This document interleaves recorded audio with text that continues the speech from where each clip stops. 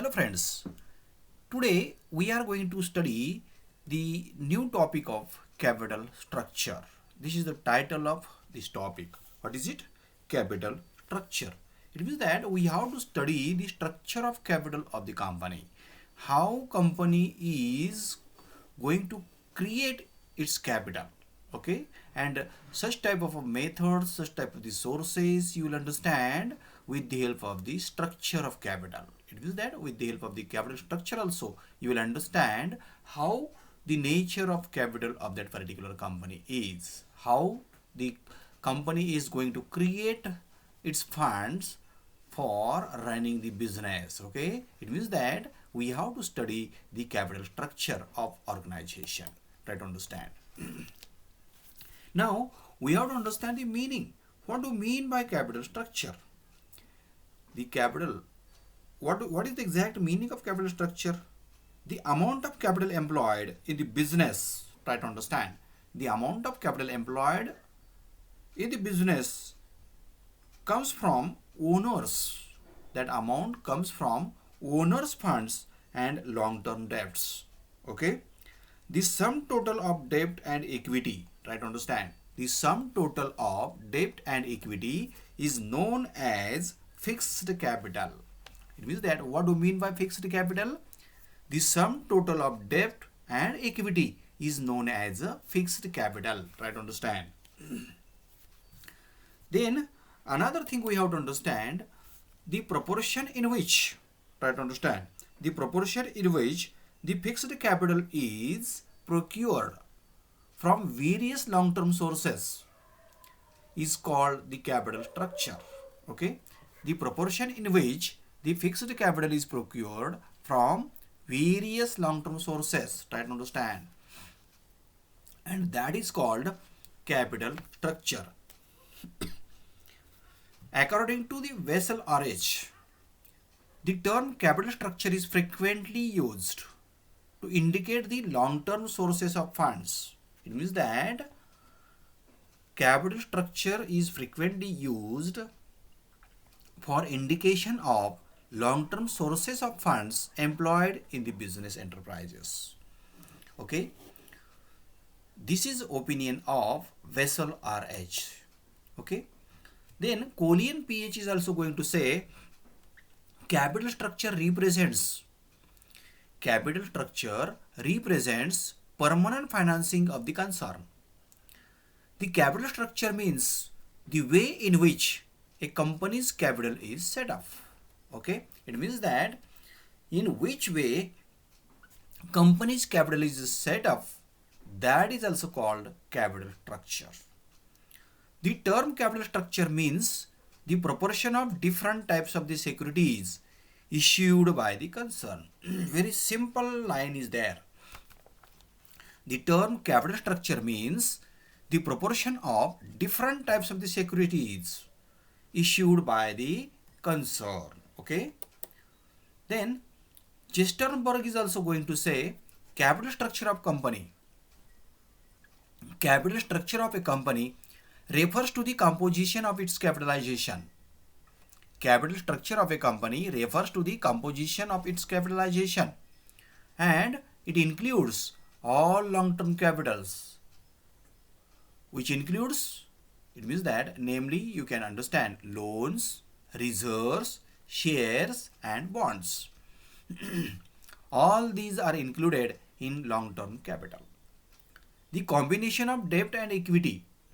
The combination of debt and equity used to the finance a firm project is referred to as a capital structure. It means that you have to understand from this last line, there is a combination.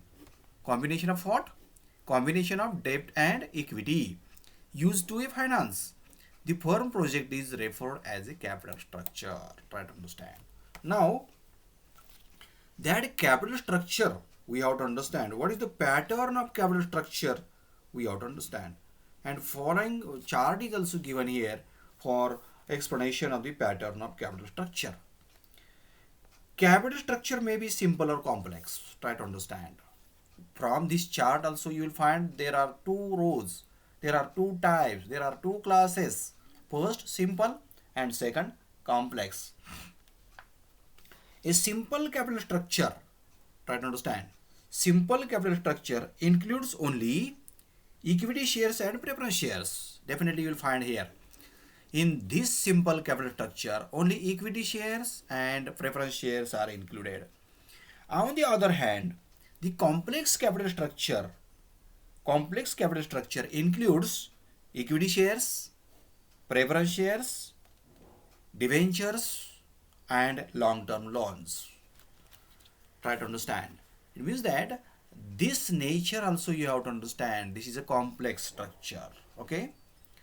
It is necessary to take into consideration the number of factors. Try to understand when you are going to determine the capital structure. At that time, you have to study. You have to take into consideration number of factors. Okay. There is no model capital structure which is appropriate for all business understanding. Okay. There is a difference between the capital structure of the different industries. Definitely you'll find the capital structure is different industry to industry. Try to understand. Okay. Even the capital structure of various companies in the same industry is also different. Maximum care should be taken while planning the capital structure of any concern. An unplanned capital structure is very dangerous. Try to understand. There should be planning. Okay. And such type of unplanned capital structure is there. If it is there, it is very dangerous. An unplanned capital structure may yield good result in the short term, good result in short run, but it is dangerous in long run. Try to understand. In short, capital structure includes equity and debt. What includes equity and debts used in the business. Try to understand. Now, with the help of this following chart, you can understand capital structure of the concern. There are two types of the classes in this capital structure. Capital structure is divided into two classes. First, equity capital, and second, debt capital. Under equity capital, definitely you will find under equity capital, equity shares are also there. Equity share capital is also included there. Then preference share capital is also included there. Share premium is also there, and retained earning. These four factors are included in equity capital. How many factors are there of the equity capital? Four factors. What are those? Equity share capital, preference share capital, share premium, and retained earning. Okay. And in debt capital, there are also four factors. What are those? Debentures, loans from government, loans from financial institutions, and other long-term debts. It means that in this way, this capital structure is also divided into two classes. First, equity capital, and second, debt capital. And each class contains four different types. Okay. How many contents are there? Four contents are there in each class. Try to understand. Now, what are the principles of capital structures? There are different types of the cardinal principles. Cardinal principles are there, and those cardinal principles are we have to study. Cardinal principles of capital structure. With the help of this chart also, you will understand how many principles are mentioned there. 5 principles are mentioned there. First, cost principle. What is it? Cost principle. Try to understand. First principle is there, cost principle. This is a vital principle. Try to understand. This is a vital principle of the capital structure. Ideal capital structure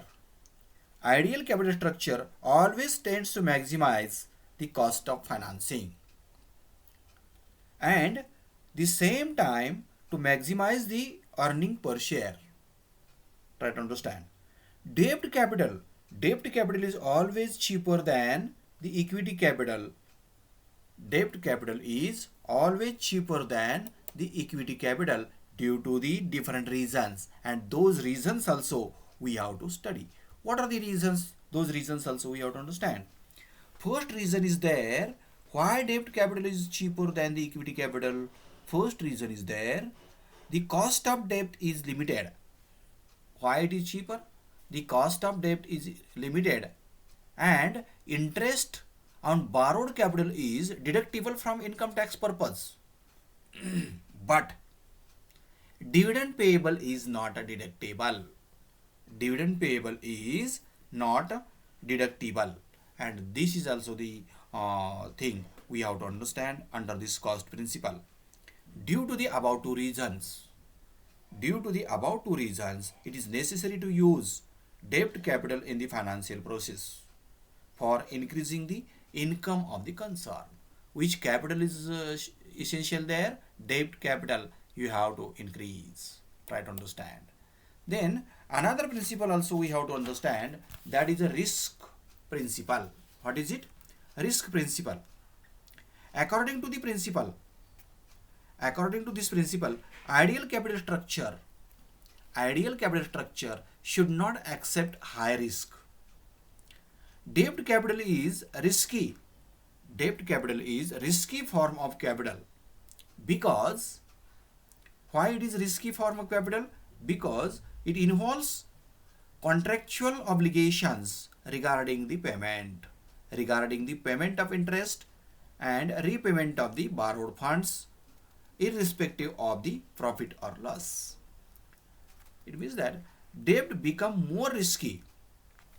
Debts become more risky when incomes of the concern decline year after year. It is obligatory to the company, it is obligatory on the organization to pay the interest on the debt, and even if concern suffers a loss. In such a case, try to understand, it is necessary to pay interest even by selling an asset. If there is equity shares as well as preference shares, try to understand. If there is equity shares as well as preference shares in the capital structure, then it is necessary to pay dividend to the preference shareholders. On the other hand, equity does not involve any risk. Try to understand. Equity does not involve any risk. It is nor obligatory. It is non-obligatory or not obligatory on the concern to pay the dividend on equity shares. The concerns also use the equity capital throughout its life period. Due this equity, Due this equity become least risky. Yet, the issues of additional equity shares may result in decrease in the earnings per share of the old equity shareholders due to the dilution of the earning. This principle, which principle? Risk principle, gives more importance to the equity shares for financing the capital requirements. For financing the capital requirements of the concern, and forbids as far as possible the use of debt. And this is also the second principle, which is risk principle you have to follow. Then another principle is also there, control principle. What is it? Control principle. According to this principle, try to understand, according to this principle, ideal capital structure should keep controlling position of the owners intact. Okay, of the owners intact. Okay, preference shares and debenture holders have no voting rights. The issue of preference shares and debentures does not affect the controlling position of the concern. Try to understand. The issue of debentures and preference shares does not affect on the controlling position of the organization, controlling position of the company, controlling position of the concern. Okay. If the management desires to retain control, preference shares and debentures are used for collecting the additional long-term funds. Equity shares carry voting rights. Try to understand. Equity shares carry voting rights. issue of new equity shares for collecting the additional funds always dilute the control of the existing equity shareholders. That's why this third principle also we have to understand, that is a control principle. What is it? Control principle.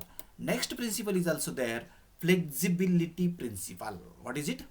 Flexibility principle. Ideal capital structure should be flexible. Ideal capital structure should be flexible. It should be able to create additional requirements of the funds in the future. Okay, the concern should avoid such type of a concern should avoid capital on such terms and conditions which will limit the ability of the concern to procure additional funds. Okay, the capital structure loses flexibility.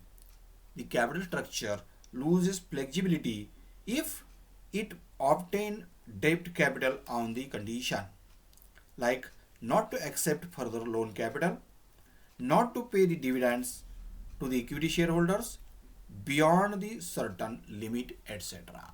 That's why this type of a flexibility principle also you have to understand. Then last principle is also given there, that is a timing principle. What is it? Timing principle. Timing is always, try to understand, timing is always important in financing.